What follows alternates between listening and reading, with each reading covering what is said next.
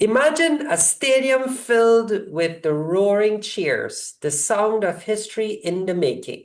Brian Lara, the Caribbean legend, stands at the crease, crafting a masterpiece. 400 not out, a record that would define a generation and ignite a region's pride.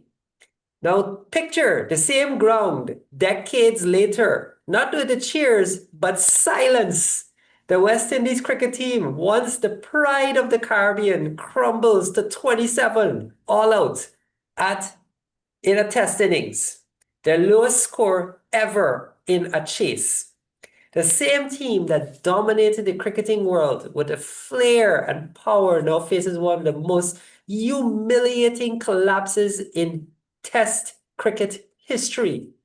How did the mighty West Indies fall so far? Today, we explore the contrasting stories of legendary brilliance and historic collapse, a journey from the pinnacle of sporting greatness to the depths of despair. This is a story of pride, pain, and the enduring spirit of cricket in the Caribbean. I am Dr. Z, and I'll be your host today, better known as Zainul Khan. And with me in the studio is our renowned historian, Riza Abbas Ali. Welcome, Riza. How are we doing today? Thank you very much, Dr. Z. Always good to be back. Awesome. Caribbean Sports Gallery. And this is another episode of Caribbean Sports Gallery. Each week, this podcast explores the untold stories behind cricket's Caribbean sports. Cricket, football, track, basketball, and beyond. From athletes' profiles to game-changing moments, cultural movements to economic impact. We dig into the victories, the controversies, and the legacy of sports in the islands. Whatever the episode, you're going to learn something you won't find anywhere else. Trust us on this, Caribbean sports hits different. And today we have with us, and we love Mr. Alston Daniel, we'll ask him to introduce himself and tell him a little bit about himself and why he's here. Okay, my name is Alston Daniel from Daniel Trees, Canby, Tobago. I am the first nurtured Tobagonian to have played regional cricket and international cricket from Tobago. And those were exciting days. Those days, there was a lot of passion and pride, to represent the West Indies team and so on. So basically, that's for me for the time being. Okay, thank you so much, Mr. Daniel. It's great to have you on Caribbean Sports Gallery. We really appreciate your presence here. So let's dive in. To understand the significance of this fall, we have to look back, way back, to when West Indies cricket was more than just a game. It was a symbol of identity, resistance, and excellence for the Caribbean people.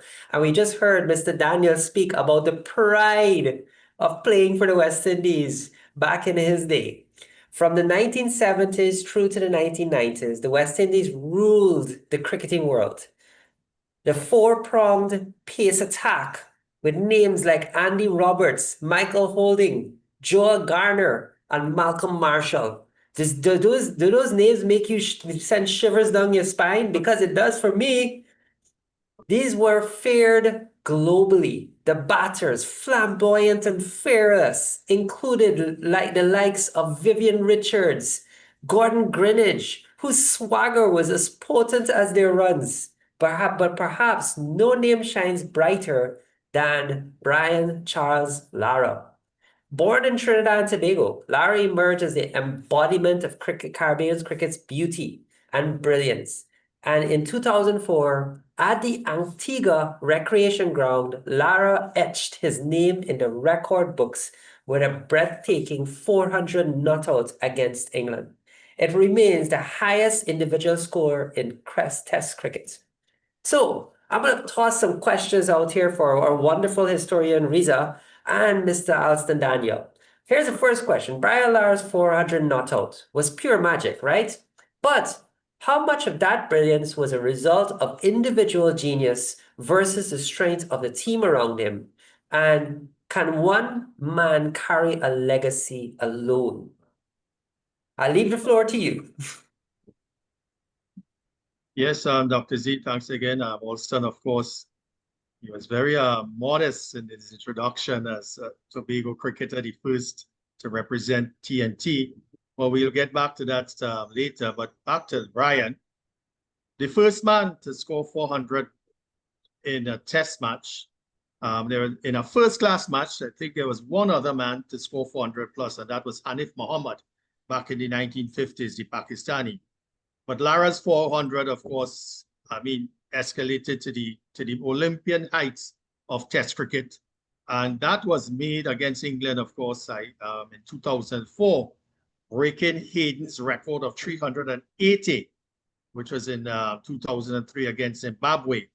But Lara, of course, holding the world record, and that was just about almost beaten by Woolmer from South Africa, 367 not out in a test match against Zimbabwe a few weeks ago. But we can't say much about Lara other than he's a genius in all formats, so all part of test cricket, which has been established since back in 1877. Alston would have his opinion on Lara's 400. Well, Lara's 400, it was a great day when he made that 400. And that 400, of course, is in the Caribbean. We in the Caribbean would have enjoyed that so much. But, some people are born great, some people achieve greatness.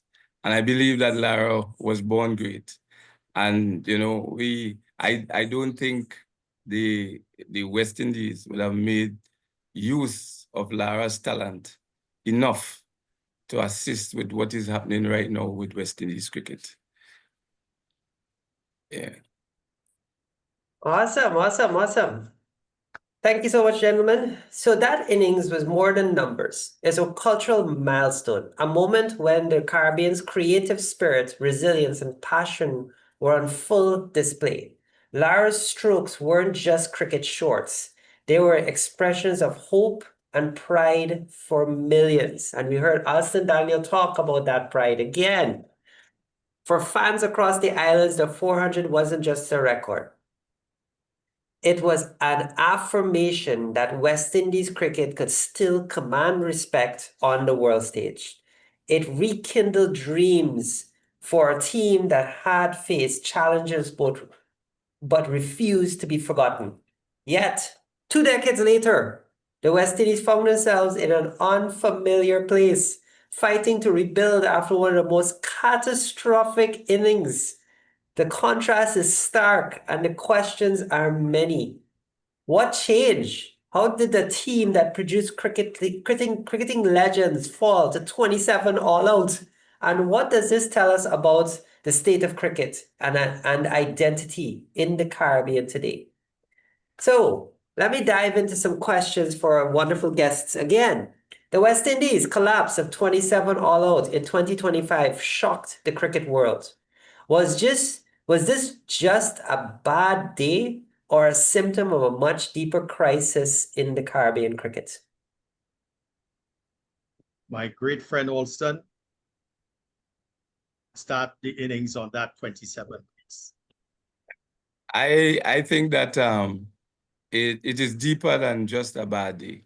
And, when you look at the players right now, so many of them have or possess the deficiencies in their batting. And therefore, it was not unexpected because you look at, I could call some names, you look at Braffett as an opening batsman, granted that he has 5,000 test runs, but when you look at him, he's a bottom hand player. He always tried to fetch the ball with his bottom hand. And once you introduce in bottom hand, you would square up, and many a times it would restrict your stroke play. If he was more, well, I'm not saying that he wasn't coach, but if he was focusing on rotating his upper body towards the line of the ball, stabilize his legs, and swing shoulders straight, and it would control impact, it would have been far different. You look at, you know, Shai Hope bounces around the crease too much. The best person I would have seen over those 4 days was Brandon King. Brandon King rotating his upper body, he's striding out, he's moving around, and he has a decent trigger movement, you know. Either you're back and across or you're using a front press or something. But hardly any of the batsmen possess a proper trigger movement to make a difference. So it is, you know, inherent in these guys so much challenges, and they have to work hard to clear up those problems. Yeah. My take on that, Alston, of course, all agreed. In terms of the technical deficiencies, but from a statistical point of view, it was the most dismal day in 97 years of West Indies Test cricket, because the stats show that the West Indies 27 was the lowest ever total in their history, 97 years, and the second lowest test score in 148 years of Test cricket. 7 docks was a record, 14.3 overs, another record. And you know what I wanted to ask, you know, I mean, by the way, Graves was top score with 11, and the extras was 6, was second top score. Also, there was a very major statement by the Cricket West Indies President, Dr. Kishore Shalom. And he mentioned a very controversial thing about the nationality of Darren Sammy being St. Lucian. And the criticism to Sammy as a St. Lucian was unjustified. What is your opinion of that, Alston? Well, I think that it was a knee-jerk reaction for the disappointment.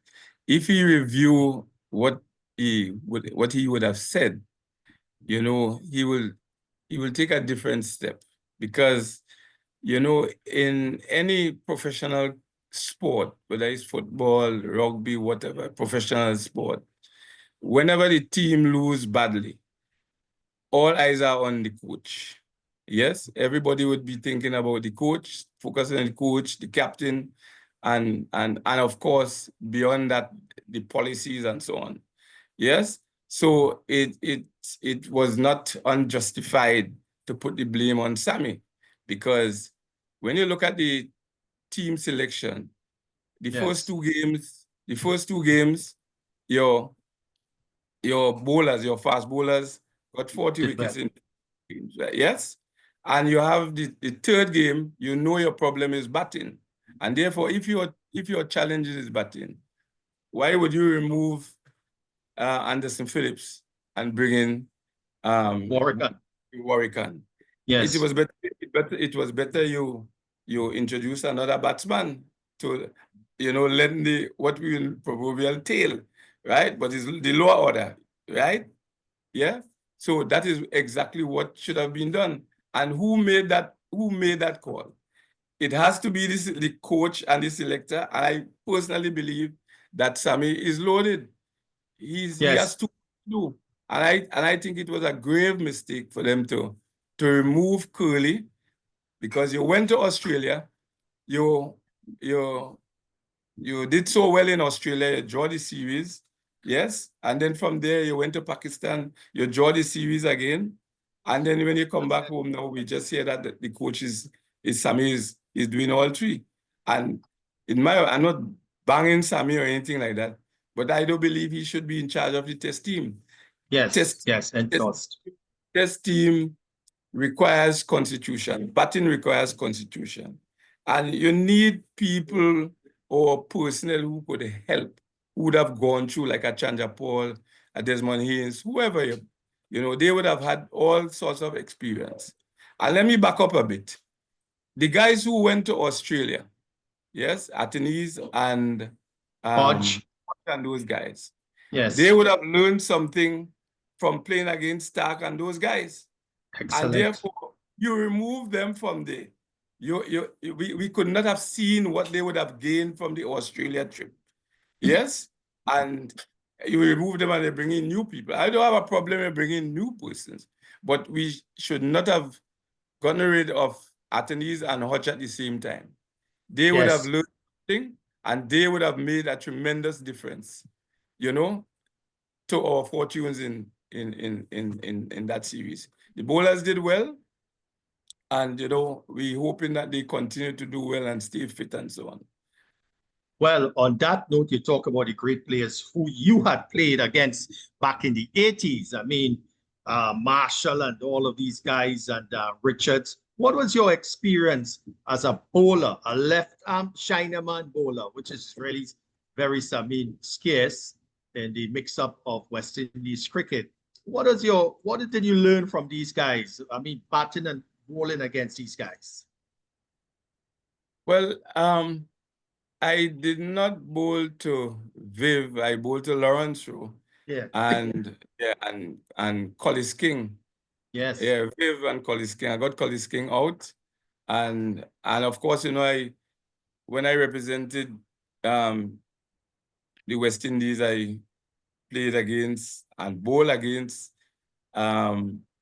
you know, Boycott, Gooch, Goa, Gattin, Botham, all those guys. And Yes. you know, I remembered, you know, when I was selected to play for the President's 11, Willie Rodriguez came into the dressing room and Yes. he had a conversation with me. And he told me, he said, Alston, there is nothing spectacular about the English batsmen. It's just that they hit the bad balls very hard. And you know, when I played that game, I recognized exactly what he said. Yes, but Yes, it was actually, a great experience bowling to those guys, and I would have learned a lot, you know. Yeah. Yeah, well, Alston, you know, I mean, for the records, I mean, you bowled against, this was January 23rd to 26, 1981 at Warakara Park. Yes. You bowled against Gower, now 187 in the England first innings, Gattin 94, Boycott 87. Yeah. And I mean, that was something else. I mean, you would have, I mean, a Tobago boy born in Canby, growing up to display your skills against an international team like that. That must have been memorable. Yes, of course, it was a memorable day, you know, especially bowling to Jeff Boycott. You know, Yes. invariably when you deliver a short ball close to like a long hop, you expect that, you know, Jeff Boycott would get around and hook you. But he would not do that. He'll get into it and just slide it down to backward square leg. But Right. you know, Power and Botham and these guys are going to get back and they're going to hit you for 6. You know? Yes.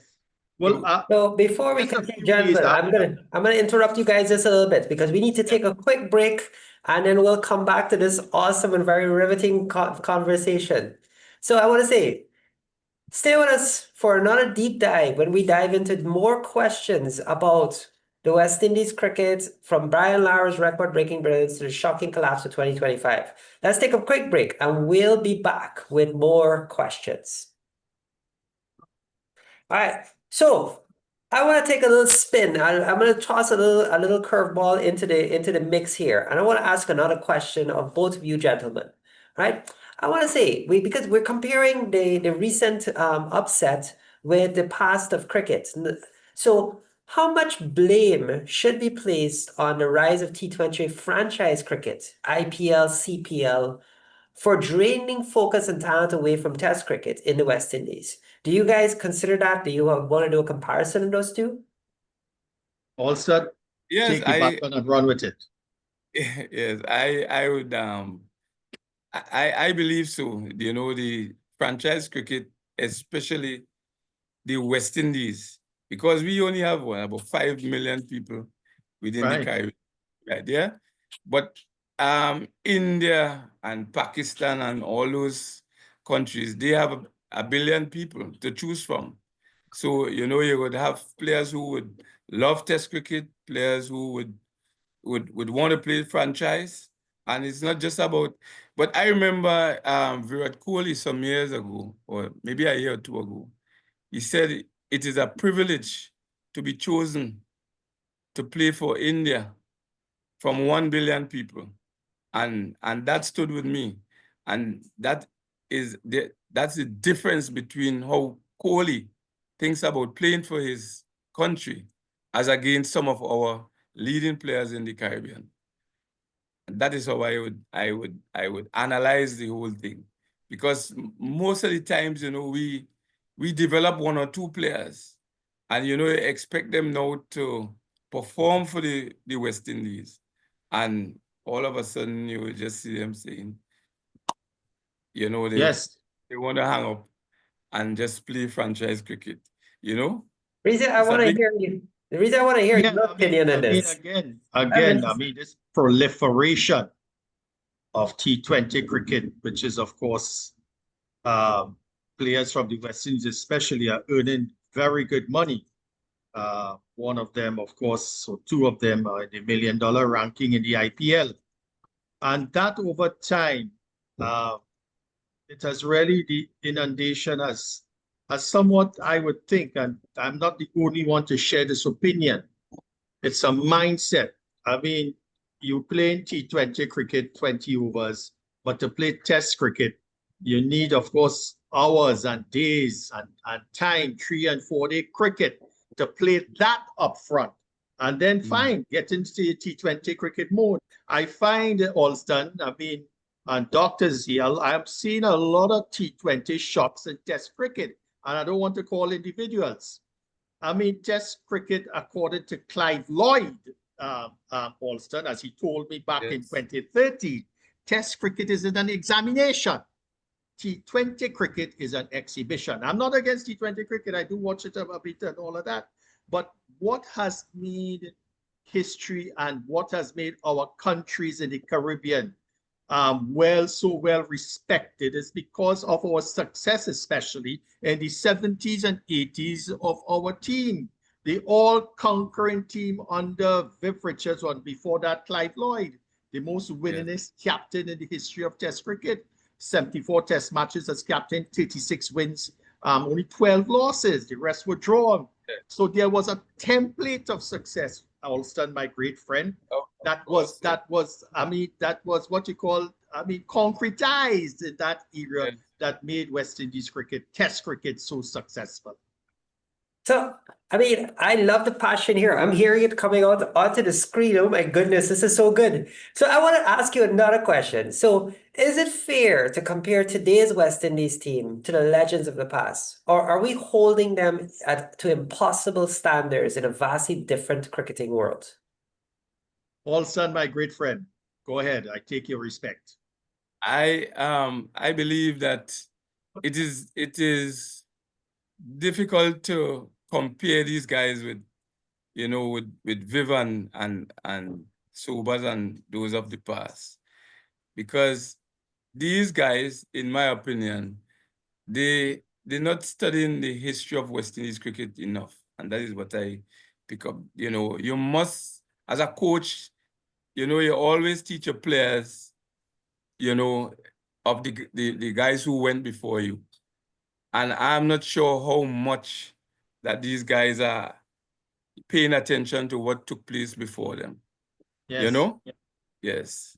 And I remember some years ago, a youngster was playing for West Indies.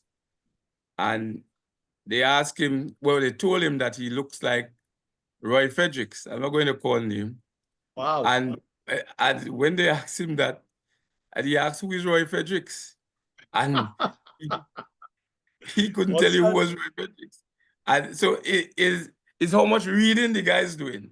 I'm not sure how much reading and how much they're studying the history of West Indies cricket.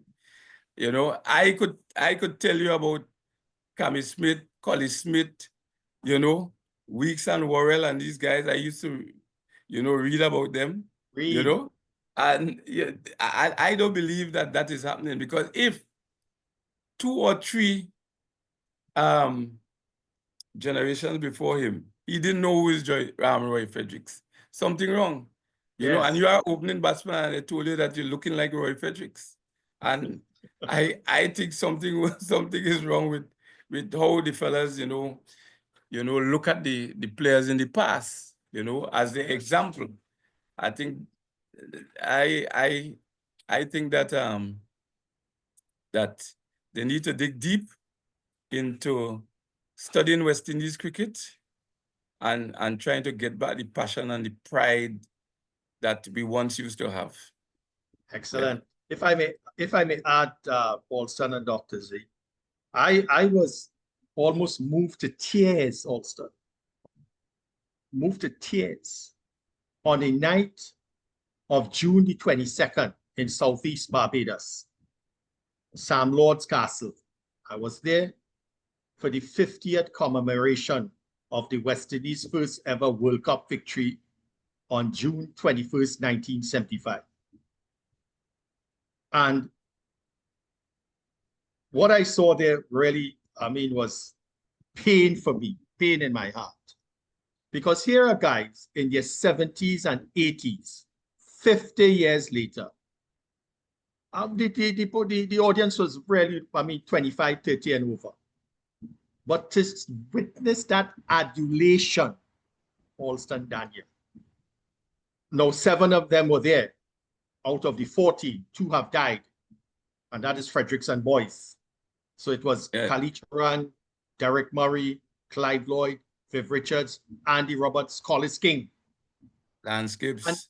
And Landscapes, thank you. So he's almost 90.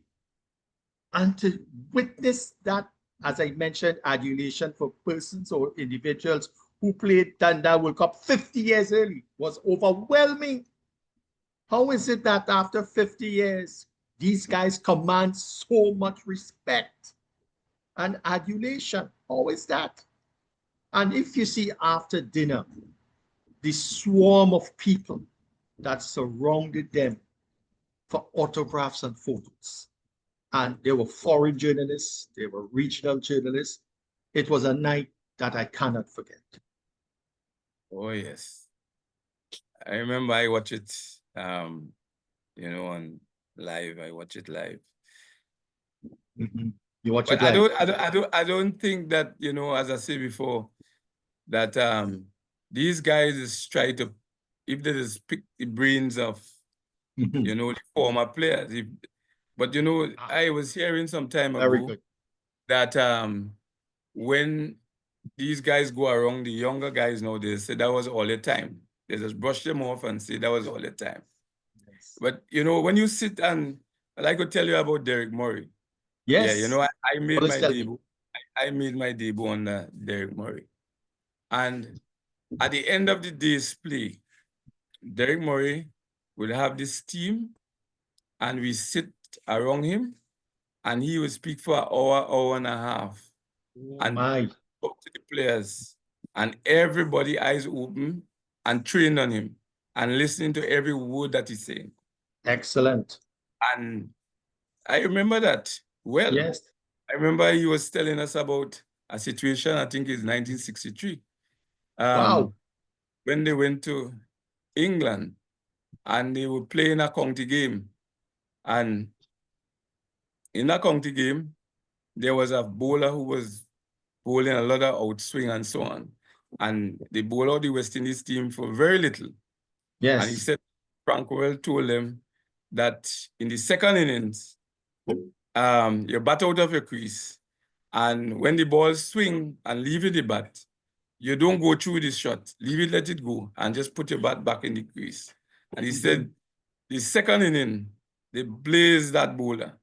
You couldn't believe that there was a far cry between first inning and second inning. And West Indies were able to overhaul, and wow. And so I'm just saying that is just one of the things that I learned from Derek Murray. He's so witty. I even remember, we were playing a game against Barbados, and Emerson Trotman, he took a toll on me that morning. All right. So Derek took me out from the attack. All right. And one over to go for lunch. Derek called me and he said, Sonny, come. Sonny. Yeah, he called me Sonny. Sonny, come. He was like a father to me. So he just great to hear. Yeah. So yes. Sonny, come. I want you to spin this ball as you never spun it before. Yes. I came on now and I was doing something different from the morning. The first ball, I spun it hard. Trotman got beaten. Second ball, I spun it hard. Trotman got beaten. I spun it hard the third time and bowled him down. And I got him out last over before lunch. So after now, you know, I was chit-chatting with him and he said, I asked him, why did you bring me on at that time? He said, early in the morning, he beat you. And now he has to play for lunch. So he's in two minds, whether to continue beating me or to play for lunch. And at two Wow. minds, and a man with two minds is unstable. And Oh, that was wow. it. So you learn things that you could, you know, Yes. reproduce, and you could always say to your charges, because I'm a coach as well, you know. Lessons of life. I just want to say on that note with me, back to this debacle of 27, and you mentioning that all that, you know, knowledge from Derek Murray shared with you, you know, reading the game. Dr. Shallow has appointed three legends or summoned three legends to the Cricket Strategic Officiating Committee, which I didn't even realize existed in the West Indies Cricket Board. He has summoned Brian Lara, Clive Lloyd, and Viv Richards to assess this debacle. What is your opinion of these legends getting involved now, not to say they were not involved before, to correct a 20, 25-year-old problem? It is always good to sharpen the sword. Yeah. Yes. It is good that they you know, they have to show that they're doing something. But Yes. and of course, you just said that, you know, they would have gotten involved already. But Yes. the players themselves must be receptive to learning. And don't believe that you are just a modern, you just come out, things are different. Yes, we understand technology is different from the time when they were playing. But at the same time, there are things that you can learn from these guys. And if they take some of the advice from Lara, you know, and Viv and Clive Lloyd, you look at Brian Lara. Yes, when Brian Lara was playing, he had two trigger movements. He had a trigger movement back and across for the fast bowlers. Excellent. And he had a front press for the spin bowler. Yes, so he excellent. said that he could pull, he could cut, he could drive with the front press with the spin bowler. And then comes back and across and so on. You know, and that is something that I notice with the players for the West Indies right now. Right? Carty. I look at Carty playing against the fast bowler, left arm seamer. What's his name again? From Australia, the left arm seamer. He just standing and just pushing the bat. You shouldn't do that. You must try to Stark, yeah, Richard yes. Stark. Yes. You must try to get close to the ball. The only way you could control the ball is to get close to it. You cannot stay and push. Not at that kind of pace and that kind of movement. Yes? So you have to get back and across and then push forward. You know? Yes. Must have a technique. Yes. It's not just batting, you know. You're not just going out there and bat alone, you know. You must have a technique, some sort of technique to handle these kind of bowlers. You can't just go there like, you're not going to succeed. Yeah. Yeah. Excellent. You know, back to Dr. Z might be very surprised to hear this story because you have told me it, but your development as a wrist spinner, left-arm Chinaman googly bowler, you had some influence from Inchinali. Is that correct?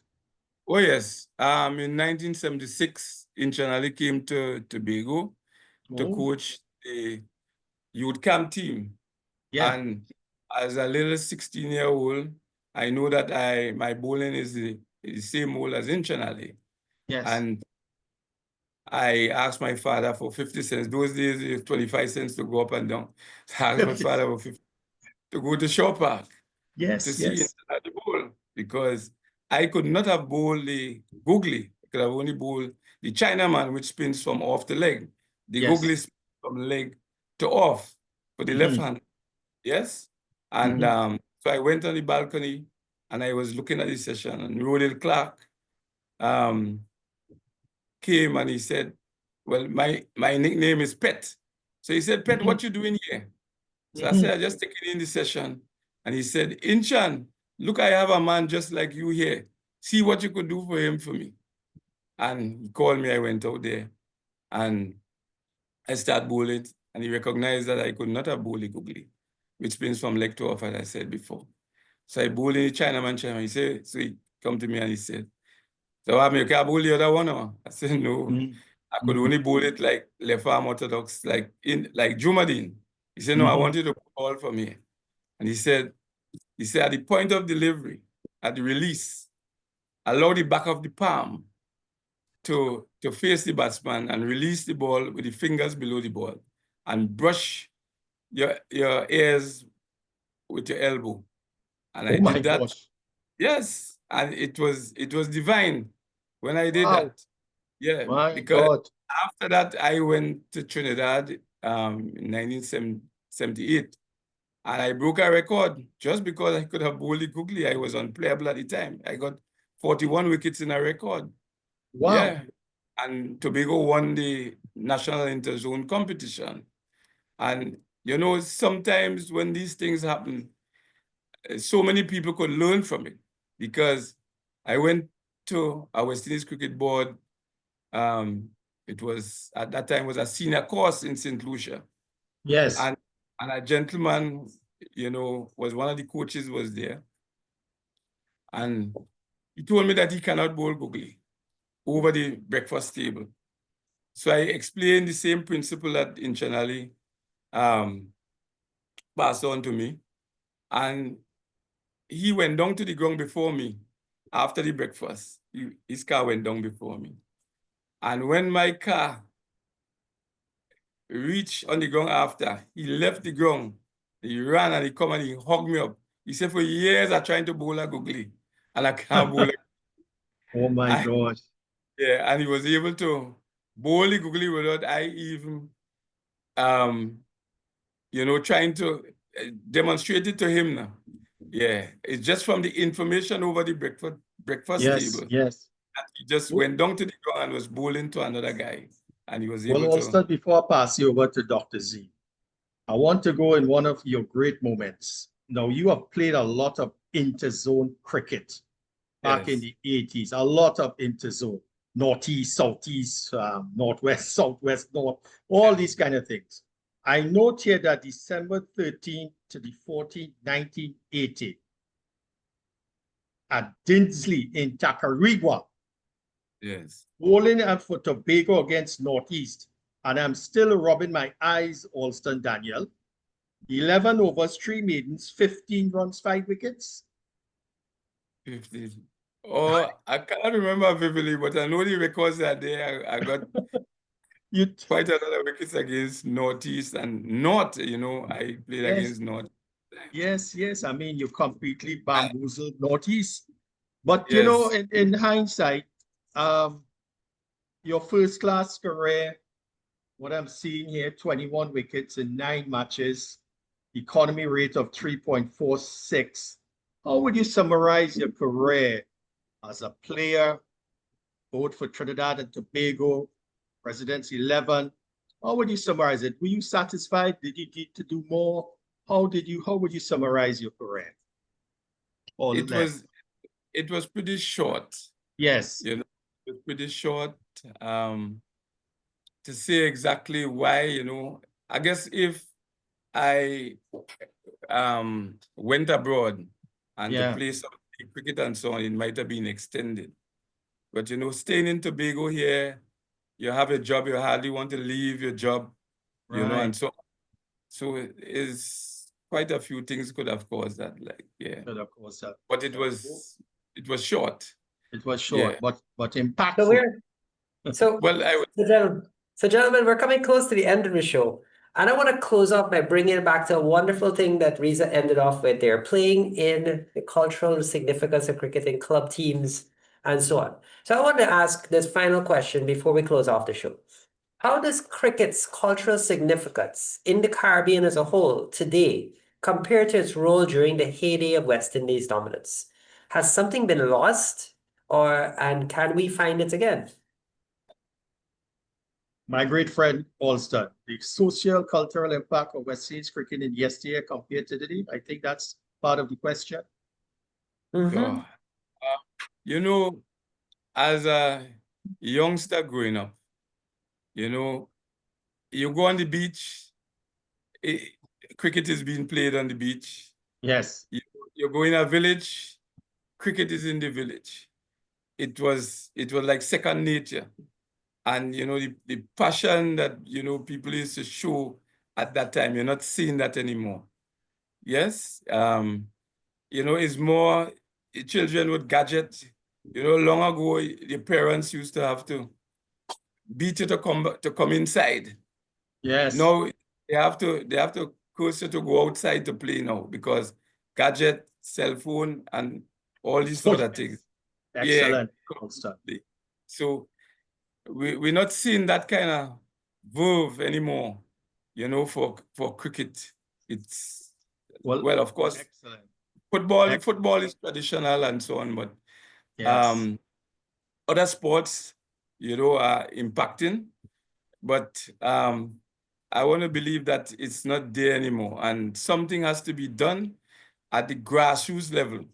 Yes, I'm seeing in Tobago we have some grassroots coaching programs going on right about now, and so on with the sports company at Trinidad and Tobago, and so on. And I think it's happening in Trinidad as well. So I would encourage that. You know, what the sports company is doing with Nevin Stewart and these guys. Yes. Marisa Aguilera and those guys. Yes. I think that is going to bring back some interest in cricket again, because they go into the primary schools and the secondary schools, and you know, eventually they would go and do some work with the under-19s and so on. Yeah. Excellent. Well, I have this, if I may best permit 2 minutes again, Dr. Z. I grew up in Bonas Village in Cedrus, Alston. I grew up in Bonas Village in Cedrus during the summer holidays, of course. And on that Bonas Village beach, oh my gosh, hardball cricket, and man not wearing on pads, you know, Alston. They're not wearing on box, you know, on the beaches of Bonas Village, you know. Oh my gosh, I mean, leather ball cricket, all right? Yeah. And the beach back on a Sunday or a Saturday. Oh my gosh, it's just that passion and fever for cricket in those days. Without box and pads, can you imagine that?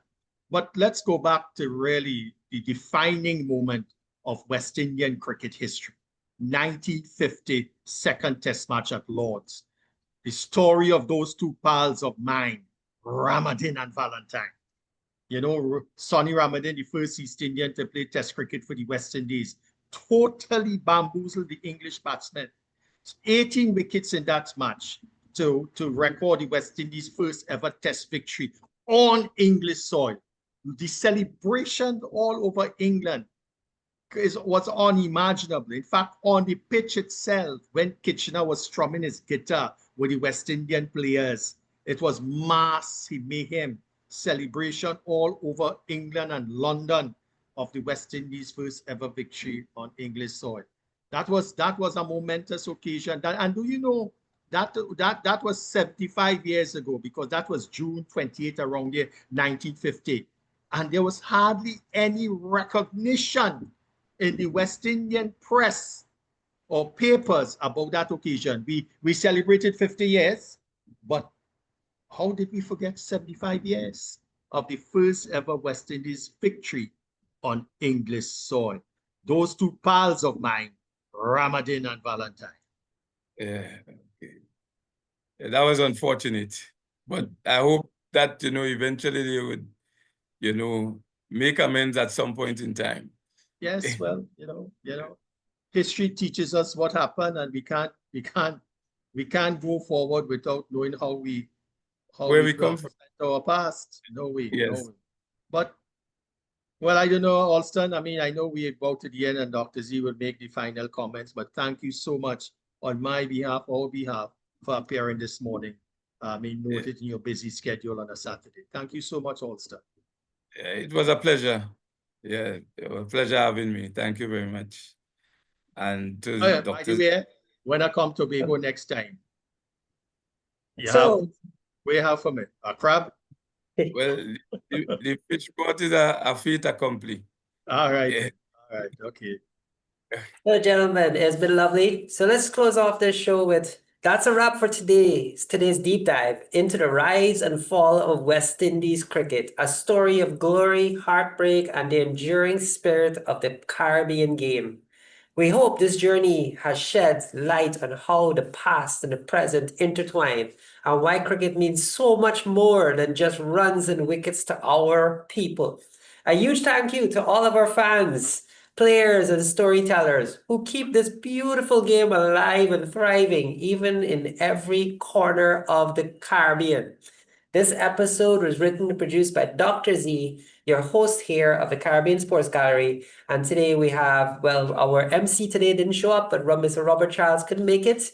And we have our wonderful historian, Mr. Riza Abbas Ali. And of course, we thank our wonderful guest, Mr. Alston Daniel, for his presence and all of that beautiful insight on cricket and why there's two islands, Trinidad and Tobago, that make up one nation. We'll see you next time at the boundary. Thank you so much for being here.